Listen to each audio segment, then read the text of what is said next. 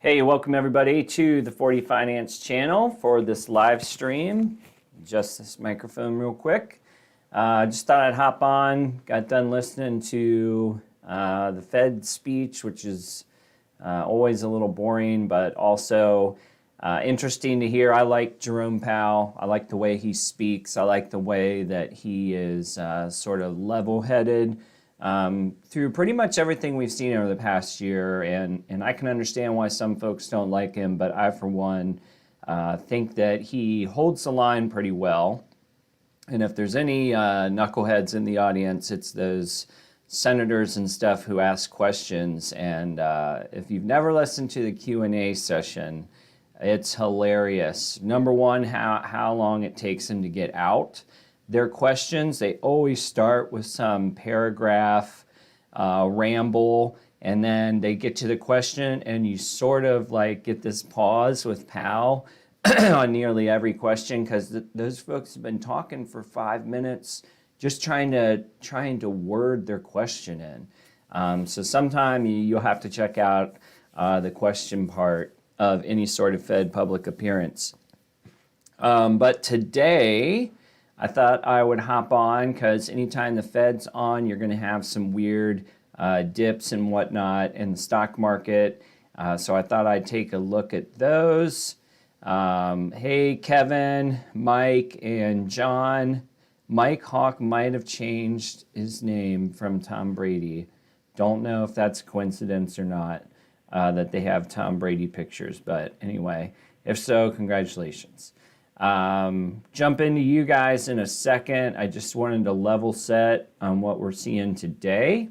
This is CNBC. I think it shows up a little bit better. Dow Jones down 1% or point, basically flat. S&P up slightly. I do think that's a new all-time high I read somewhere. NASDAQ up slightly. Russell 2K not even down 1%.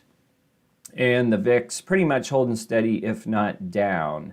What's interesting, though, for me, if I can squeeze this in a little bit, my stocks are not, my small cap stocks are getting beat up today. So hopefully you guys can see off to this right side. PaySafe, I would say, is at a new low point, certainly over the last 90 days. Magnite is well on its way to under 30. Palantir had a recent run, minus 2.7% today.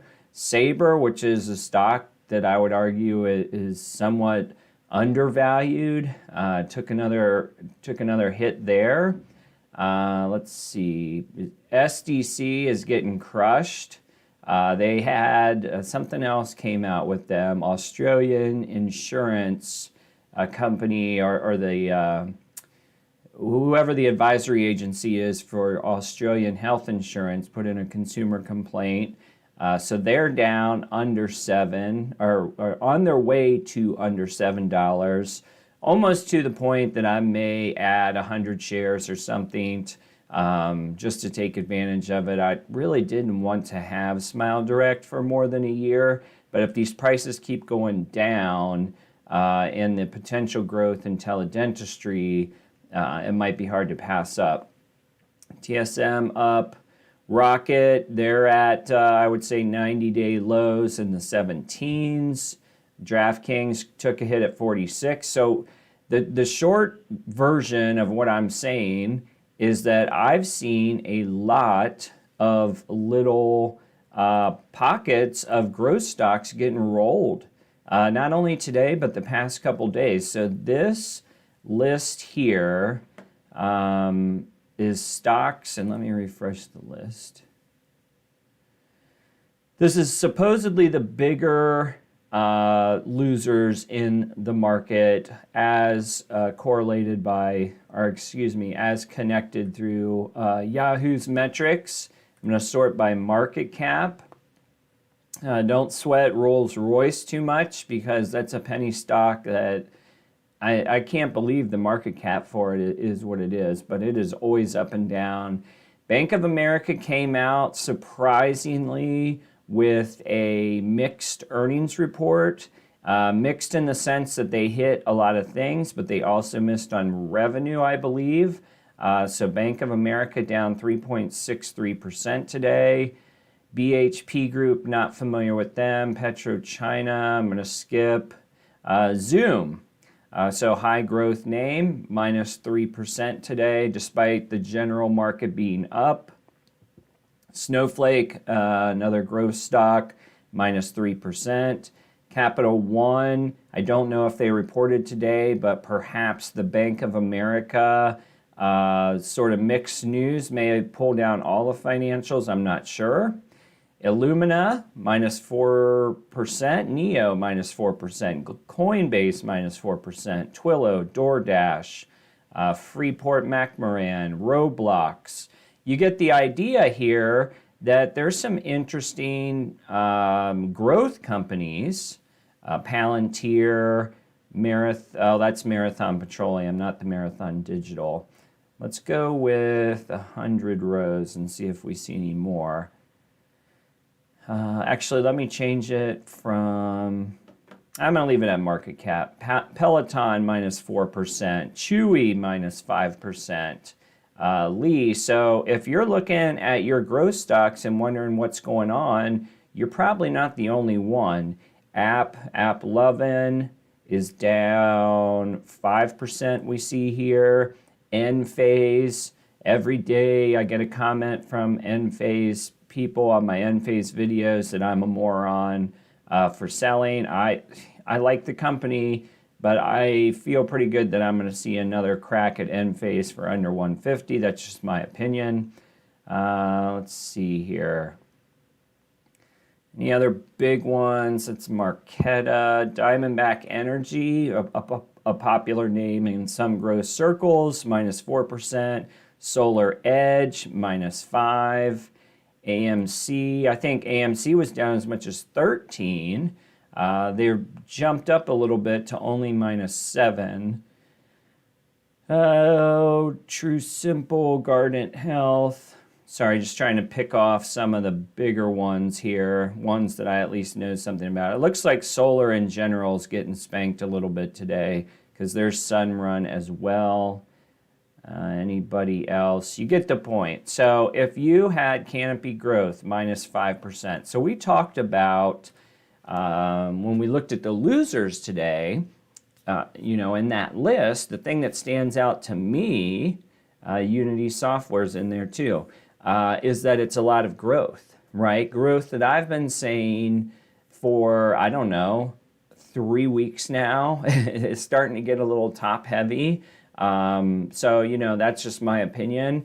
But I also came out with the 4 or 5 stocks that I'll be buying next if the price is right. I did that video like 2 days ago, and it was mostly growth names, right? It was Zillow, Melly, I forget some of the other. There was 5 in total, and I forget them all, so go watch the video. But long story short, maybe we are seeing some correction or changes, small changes or small flows into other parts of the stock market. Because all those names I mentioned, minus 4% here, minus 3% there. The Dow Jones is flat. S&P 500, new all-time highs. I think Netflix is up today, or at least it was when I looked earlier. So it's an interesting game that's going on. If I put those names that we just went through on the list, if I said all those stocks were down tomorrow, try to prognosticate it, most people would say, oh, there must be a market correction because those are the high growth names and they're all coming down. There must be a correction coming tomorrow. And that's actually different from what we're seeing right now. So interesting day indeed. We'll see how it finishes up. Let me double check where we are. And the NASDAQ did just turn negative, minus 0.08%. Russell 2000's creeping up on a percentage point down. And you always know that when Jerome Powell speaks, there's general nervousness, anxiety in the markets. It seemed like every time he speaks over the past, call it 9 months or so, that the market would go down. Not a ton, but a little bit after everything he said.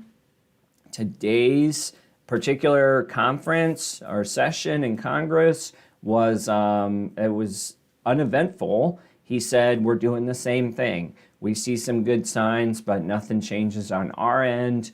It makes you wonder when you see some of the stocks that go down, when he basically holds the line, like what will happen?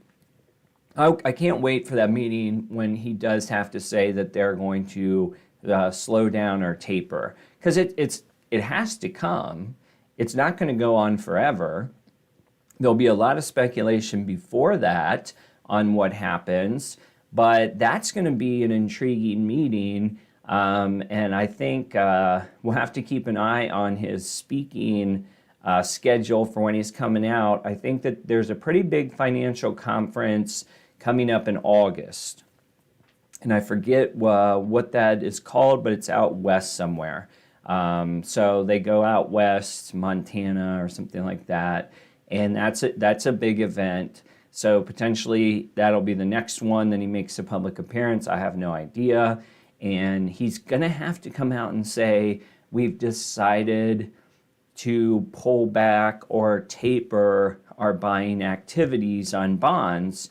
It has to come eventually. And I bet you dollars to donuts that he can go up there and say, instead of $120 billion a month, we are going to taper to $119.999 billion a month, and the market will go down 3%. You know, it'll be almost a number that basically has zero effect on where the market stands, but just the simple fact that they announce that it'll go down even a tiny bit will give us some opportunity to buy stocks at a lower price, or maybe not. Who knows? Maybe everybody will be excited about it. So that's the ramble to kick things off. I'm going to go through the comments. As always, thanks to everybody for coming out.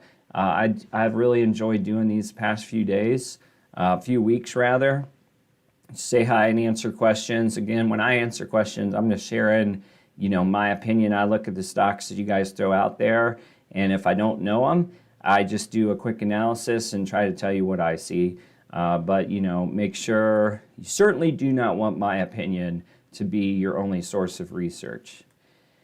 So Mike chimes off with Apple's up 2%, yet NASDAQ is about even. So big cap, I believe, big cap tech is having a good day. Let's take a look here. So if we bring up Apple to your point, oops, first I have to spell it right. And we try to squeeze in, and try to squeeze in these guys here. So you see off to the side. So you're absolutely right. Apple plus 2%. NASDAQ very slightly negative. Amazon, I know it can't be seen very well, but it is barely up 0.5%. Tesla, which I really wouldn't even throw in this category, down 1%. Facebook down 1%. Google up 1%, Netflix up 2%. So despite some of those other stocks that I called out in the beginning of this show that are arguably overvalued, like Apple, FANG, plus Microsoft, and all the things related to it, don't seem to have been affected nearly as much as those have. John Spencer, good to see you. Susu, I'm new to live stream. Greetings from South Korea. Good to see you. Thank you for joining. Arcade down 2% today, so that doesn't surprise me. It's an ETF, so it's a collection of all the names, or I should say some of the names that we discussed here today. Let's see if I can bring this up. Here's top 10 holdings according to Yahoo. So we talked about Tesla down slightly. I have not looked at Roku. I know Teladoc. I know Square. We talked about Zoom.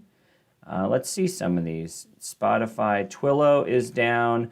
Coinbase is down, Unity is down. So the underlying assets, I'm guessing, have taken a bigger hit.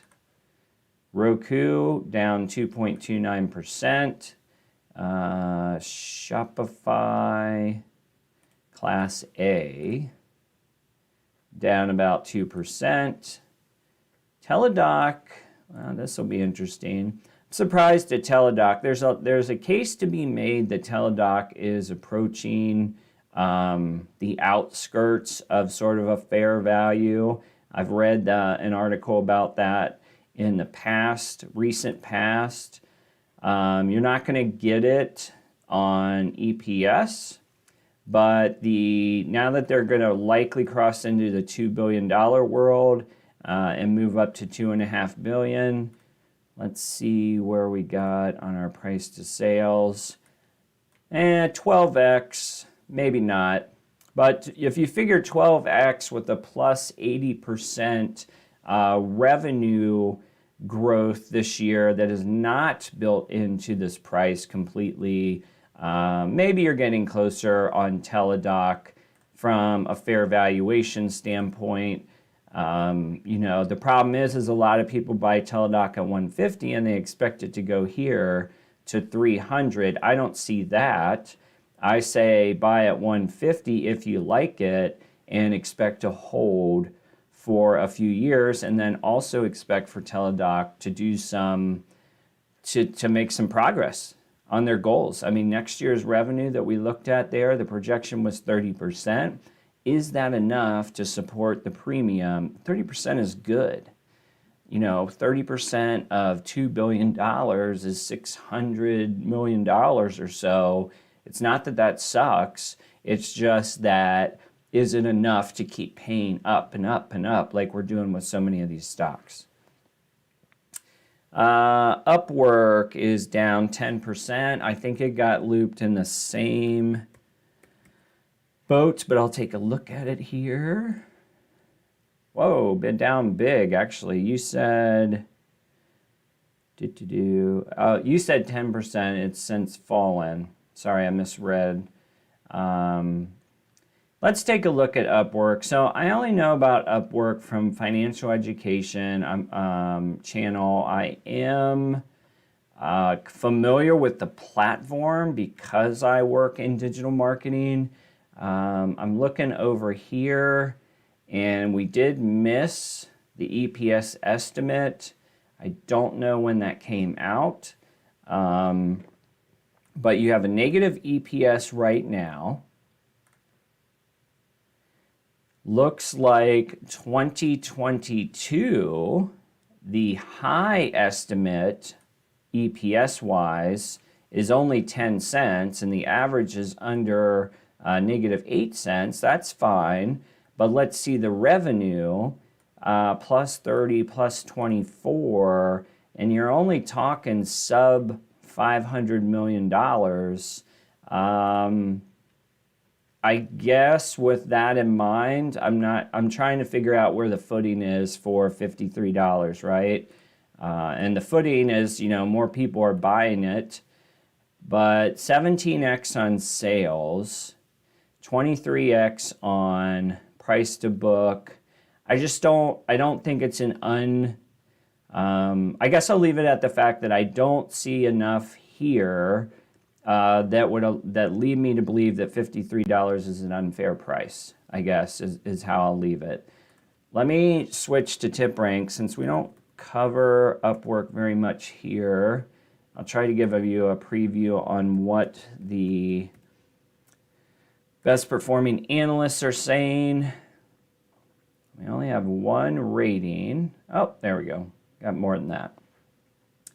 13 days ago, buy at 76, so that's good. 29 days ago, buy at 65. So generally speaking, the analysts are definitely big on this one. I'm having trouble seeing it, but I also don't know. It's not one that I follow. Let me just see one of my favorite charts for Upwork. Not just for Upwork, excuse me, any stock on Seeking Alpha. The earnings estimate, I just did a video with this in it.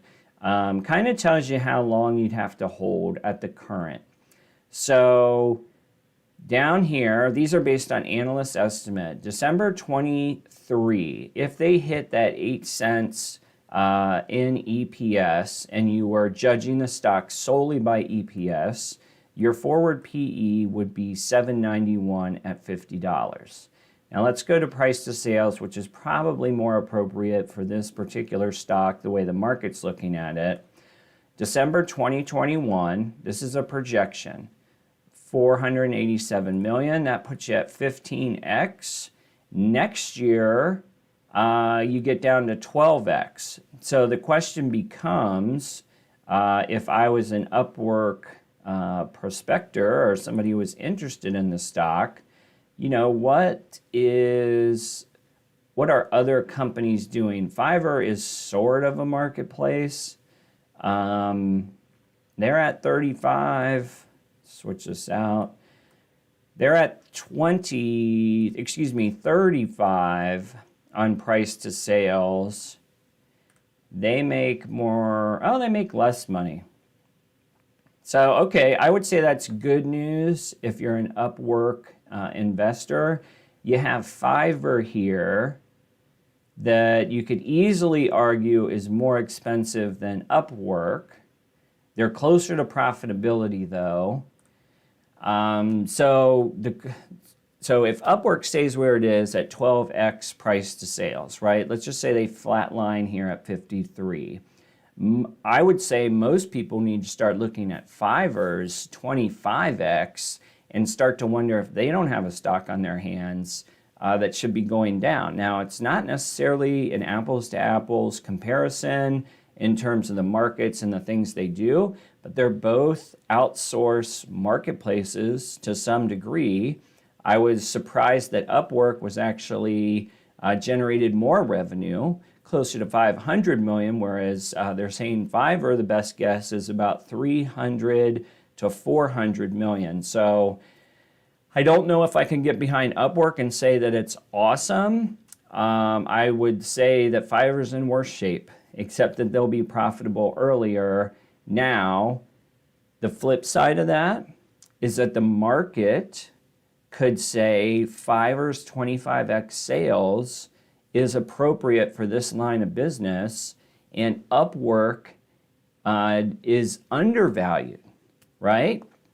And people buy up to the 25x multiple that's similar to what Upwork's offering. That changes the fortunes of Upwork stock. Myself, I would say 30x on sales that I'm seeing in multiple high growth names. I don't think that's sustainable. And I would say that the closer you're getting to single digit price to sales, aka 9x, 8x, is probably more appropriate. But who knows if that will happen. This is a unique environment, as you all know. I certainly couldn't tell you when that's going to be, if it even happens. All right, John Spencer, CrowdStrike, Melly, C Limited. Thanks, John. That is my list of the 5 stocks that I'm probably most interested in. Now, I'm being very careful with money here for a couple reasons. One, I just got through a little bit of a renovation project at home with some capital outlay. And 2, you know, as the prognosticator who thinks the market is going to go down, I want to save some extra money if I'm right, and worst case scenario, if I'm wrong, I just have money saved. So there's no way that I could reasonably purchase all 5 of those stocks. It's not possible with my budget, basically, unless I wanted like 1 share of each, which is nothing wrong with that. It's just kind of lame, I guess, if you pick a winner. So I'll be watching those. CrowdStrike, Melly, Zillow's probably the closest. Unity's not too far behind in terms of reaching a valuation point that in my particular opinion, and you know, I think it's fair. But we'll see how it goes. I'd really like a Melly or a C Limited because of my lack of international exposure. That's a big problem with my individual stocks. And some of that is because I will not buy Chinese stocks due to accounting, the lack of accounting regulations in that country. So we'll see. We'll see which one I land on. I do have Taiwan Semiconductor. I do think it has some risk to it, but I like it. I probably need something international, and nothing is more attractive, in my opinion, right now than international e-commerce. That's where C Limited and Melly come into play. John, thanks for posting those. Thoughts on Corsair and Etsy. Corsair continues to go down. I get a few questions about Corsair. Let me get a drink real quick. And I always say the same thing.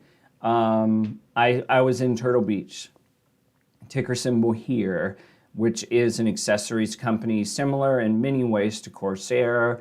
It sort of got shorted to infinity. Took me forever to make my money back, and I did eventually exit with a gain. But I started to realize in the Turtle Beach process that peripherals, I don't know. I'm just not sure that brand equity matters in peripherals, to be honest. And whether or not it matters, I think that competition can come in with a couple influencers and make a dent in it. So whatever IP Turtle Beach has, as I started to stare at it, and my kids use their products and whatnot, there's nothing there. I mean, it's headphones. They're good. How many brands of headphones are out there, though, right? And that's where I really said, no moat. There's no moat here that could not be bid into by competition. And I believe the same for Corsair, who I know has some special keyboards, and that's great. I hope it works for them. But in my opinion, there's nothing that is defensible about anything that they sell. And in the age of Amazon making their own things, that's a dangerous place to be. You also asked about Etsy. I'm long Etsy, continue to hold. I think Etsy's international expansion got a boost this past, call it 60 days ago, when they bought another marketplace for a reasonable price. It was under, I don't forget, I want to say, let's see if we can find it, where it was too, because it was in an oddball, I don't want to say oddball country, but it was not what I expected them to purchase.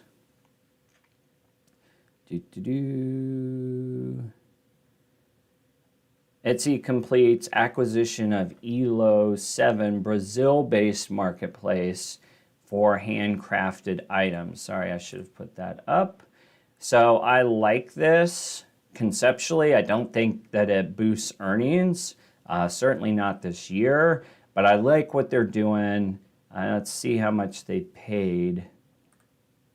And it doesn't say. So I'm long Etsy, not selling. I think my cost basis is just shy of 150.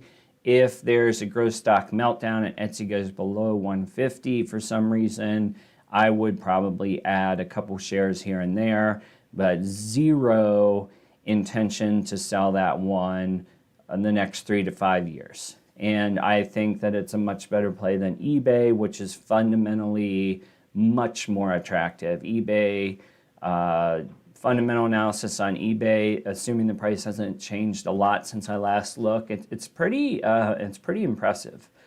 Just the price per earnings, the price per growth that you can get eBay for. I'm not feeling it. I'm not feeling eBay's growth. I can feel eBay's revenue growth, which is a side of the lever that they can control. eBay's user expansion, I think, maybe not. You know, they'll make more money because they're trying to kick PayPal out and everything else, but I don't think that their platform's getting bigger, and I think that that is one advantage that Etsy has.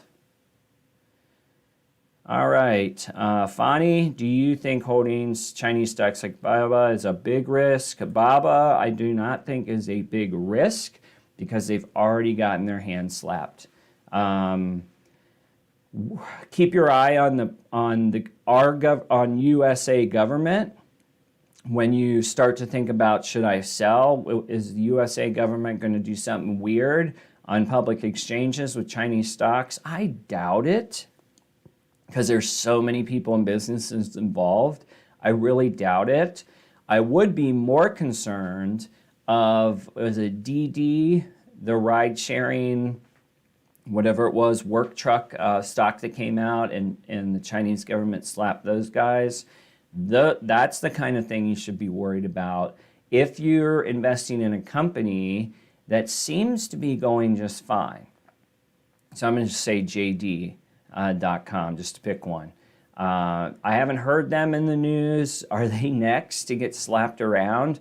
I don't know.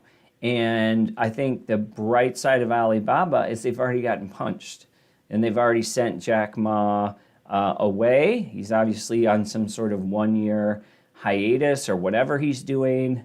So that's good news, in my opinion, for Alibaba. They've already been punished. They've already, I would assume, likely paid off the fine, and now you can get back to work. But that was a year of uncertainty for Alibaba, absolutely for sure. John has held it for a year. He must be talking about Baba. Hello, Geoff. May I ask you, what do you think about STLD and MTZ? This is from Radim. Don't know those, but we will look together. STLD, Steel Dynamics, $61. Year to date, looks like it's been running up this year. P ratio of 16, which is low, not for the steel industry though. So we'll do a comparison here in a second. You do get a forward dividend of 165, EPS of 374. They've hit all their earnings. There's some positives here. Let's see, last year EPS, $3 or so. This year they're going to hit 12. What happens next year, though? This is what I sometimes gets weird about pandemic recovery. Next year, EPS cuts in half. So the way you can look at that, somewhere between this landing and that landing, if those numbers, those projected numbers are accurate, your PE is essentially going to double, right? Because you were at $12.50 earnings per share. At the end of 2022, based on projections, you could be as low as $7 a share. That's scary, so watch that number. And then the other elephant in the room is right here, 2022, negative revenue growth. Not good to be in stocks with negative revenue growth going forward. However, on the bright side, let's see here, 1254. And everything I'm saying here assumes that analysts have made accurate projections. You know, take that with a grain of salt. 374 is the EPS trailing 12 months.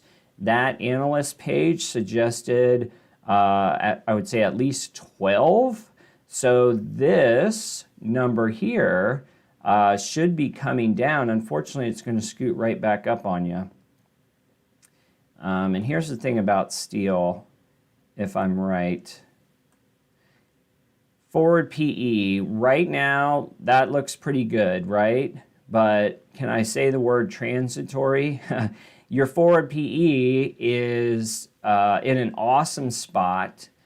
It looks like, though, 2022, it's going to go back up above the trailing, and that's not what you want to see. Now, historically, I thought steel traded at a much smaller multiple, but it does look like you've had instances in the double digits over the past 4 years, which is good. Can't really explain what happened in 2018. Let's check your balance sheet here. 1.25 billion, debt of 3 billion, but you're making $10 billion over the last 12 months, so I'm not worried at the debt from at least that perspective. So I don't know. It looks like the stock has footing to go up from $60 is what I would say. You're going to hit this curve, though, whenever analysts begin to focus on 2023. What was that? Let me just make sure I say this right. Yeah, no, 2022. So what's going to happen is STLD, Steel Dynamics, are they on track to hit $13? If they are, that likely means blowout third quarter earnings, potentially blowout fourth quarter earnings. Somewhere after the third quarter, though, the third quarter earnings release, the executives are going to be asked about 2022.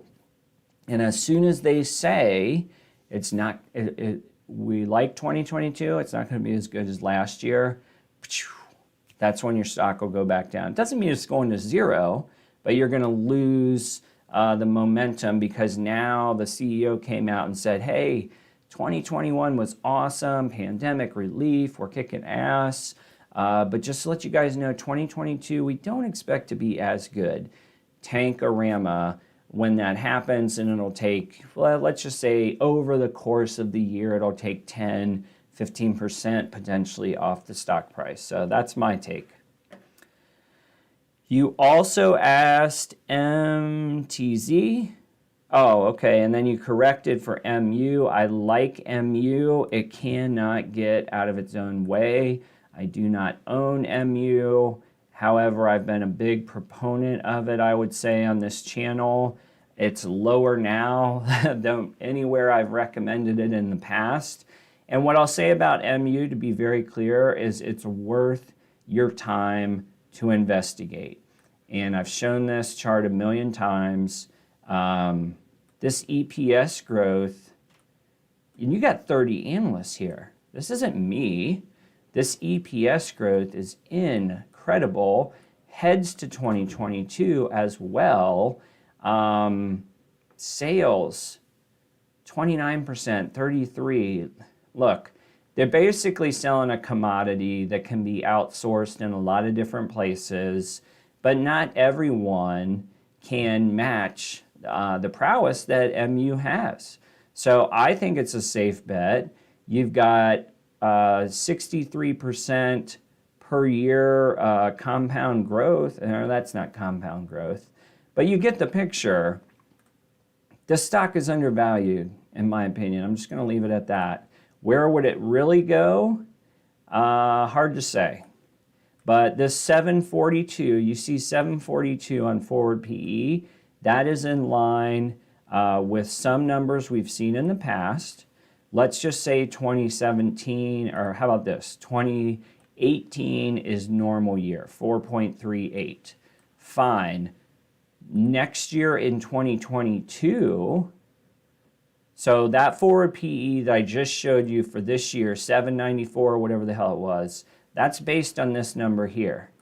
What about this number in 2022? You just got to look a little further ahead for MU. It's not probably going to go up tomorrow, but I think it has the fundamentals behind it. Probably the reason I'm not buying it, to be honest with you, is because I'm not sure about the long-term growth story in chips. I think chips are going to be more valuable. I also think there's going to be more competition. Let's check the tip ranks updates so you can get other people's opinions. 13 days ago across the board. Whoops. Buy. You did get a hold, just to be fair. There's a hold down here. Everybody's in triple digits. Everyone who said buy 13 days ago is in triple digits. Piper Sandler did say hold. So it's not just me. And when I use tip ranks, I use tip ranks to check my own. I do my own math first, and do my own research first, but I like to look at tip ranks because somebody else technically should be doing their own research too, and it should be these top-rated analysts. So really comes in handy to sort of back test to some degree what your opinion anyway, right? So Hopefully that helps. What's your biggest long-term conviction play? Mine is eHang, mine is PayPal. I'll leave it at that. How about CROCS? CROCS is not a bad company, and they had a big run. There was a time when, let me make sure we're talking about the same CROCS. I'm talking about the shoes. Yes, we're talking about the shoes. Okay. I didn't know if it was like a crocodile farm or some shit that I wasn't familiar with. So there was a time when CROCS was a great unforeseen stock purchase in the past year because lo and behold, people were inside, medical personnel, which CROCS is very big with, medical personnel were buying insane quantities. My only question today is where are we at in terms of fundamentals? And one of the best ways to do that is to look at historicals. So forward PE at 22, that is right in line with 2019 and 2020. Trailing PE is lower, but trailing PE is sort of meh. We want to try to get the forward PE. Not sure why they don't have a PEG ratio. That's another thing I like to look at. Price to sales at 5x is higher, arguably way higher than we've seen. I know it's only a couple digits, but you know, you're basically doubled up from 19 and 19 doubled up from 17. Will you ever get back there? I have no idea. Let's see what they're projecting for these guys. So we've got about 10 analysts covering. This year 322, or excuse me, last year 322, this year 572, and adding a little bit to it at 644 next year. So here's your problem with CROCS. Nothing is the problem. They're doing well. The explosiveness of plus 47% revenue is expected to hit single digits next year. Now, single digits isn't terrible. $2 billion, a single digit, you know, almost 10% gets you to 2.22 billion, but they're not blowing it out of the water, right? They're probably a good, steady investment, recognizable brand, et cetera, et cetera. It's not going to, I just don't see how they blow it out of the water if that's the kind of thing you're looking for. See what these guys say. All right, reiterated 15, oops, let me scoot this in for you. Somebody literally just came in and put 143 on it. We're at 117 today. 15 days ago, 132 and 135. So I think that would be in line essentially with what I said, right? Which is they're doing good. The plus 50% days are likely priced in already. So you're looking at knocking it out of the park would be plus 15%. That would be double what people expect. So not a bad investment. Profit-making company, growing sales. The pandemic boom period for CROCS, though, is likely over. So just make sure that you're rational about your expectations. The stock looks to be on track to go up, but it's not going to turn into $1 bazillion, right? Biggest CROCS, thanks from Lewis. Mike Hawk, Coinbase or SoFi? Very good question. So bright side of Coinbase, off the top of my head, already profitable. Already has a user base that's very, very strong in brand recognition in a space that I would say people like me appreciate recognizing the brand, right? So if I was a big time crypto guy and I wanted to put 100 grand in crypto, I'm certainly looking for a provider that has a name I can trust, and I've watched Coinbase enough on stock market news and other news, and so I would trust doing business with them in a space that lacks a lot of trust. So that's the good news for Coinbase. The bad news, as everybody knows, highest fees in the marketplace. How long can they continue to do that? That's where the brand and the trust factor, they have to kick it out of the park on that. On the SoFi side, overvalued stock in the sense of how high price sales and stuff are. I use the company, I've borrowed from the company, I have a small savings account with the company, and I recommend the company as a user. The growth prospects, I think it's a crowded space for SoFi. I think crypto's crowded, but Coinbase's brand equity stands out to me as a regular guy much more than the other platforms, quite honestly. So I would lean towards Coinbase in that regard. And I think in if you wanted to flip a coin and say risk factors, I would say at a price per share, SoFi's risk factors are more are significantly less than Coinbase at $300 some odd a share, whatever it is. Where are we at today? I know cryptos went down. All right, Coinbase at 232. But I still say that there's risk because of the crypto market being what it is, whereas SoFi is dealing with regular dollars, and they actually limit the people that they do business with to high credit score type users. It's just been done. How much growth is there left in borrowing when we know that interest rates are going up? So I would take Coinbase, and I would say you might as well be a Bitcoin bull when you buy Coinbase, because that's exactly what you're looking at. There is this weird scenario I was thinking that I'm sure other Coinbase people have thought of too. Like, man, if there's a crash or if there's like extended volatility, even to the downside in Coinbase or in crypto, Coinbase might actually generate a ton of money because it's all transaction fee and user volume for them, right? So just like the rise of stock market accounts after the great March crash during the pandemic, what if a crypto crash actually was good news for Coinbase? Everybody assumes it's not. What if it is? Just on sheer volume and transaction fees, that would be interesting. Maybe if you're investing in Coinbase, the sort of apocalyptic scenario may not be as bad as we think it is. So I have no factual evidence behind it. I'm just throwing that out there.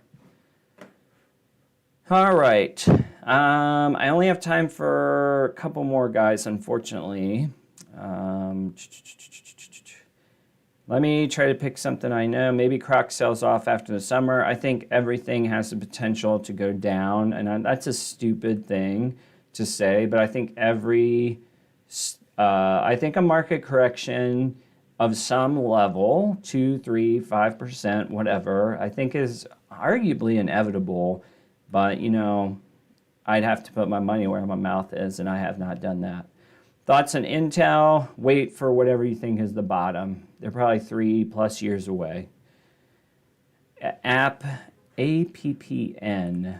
Sounds familiar. Oops. Appian, something. Low-code automation platform in the United States, automates the creation of forms, flows. Don't know a ton about it. Here's the chart. Year to date, down from 235. 1 year, in August, you're at 52. Not profitable. arguably heading in the wrong direction this year. Less than 20% growth. We can't do any P ratio. We can do price to sales. Price to sales a little bit cheaper than December. Eyeball look is it has more room to fall before I would buy it. Let me see on tip ranks. That's without me reading anything about it. 2 days ago, you got buys from the so-called experts, 160, 160 or 150s, pretty much across the board. Note though that these, some of these are older, 60 plus days. So there's disagreement on my statement, which is fair. All right, guys. Hope you enjoyed. Thanks for coming today. I think we talked about some cool stuff. Go, if you're bored, listen to the Jerome Powell conference questions on these goofy politicians and their like freaking preludes before they get to any sort of answer is hilarious. So hope you guys are doing good. Have a great day. I did a little video on sectors late last night that I published this morning. So if you're interested, go check it out. Thanks for watching. We'll see you on the next one.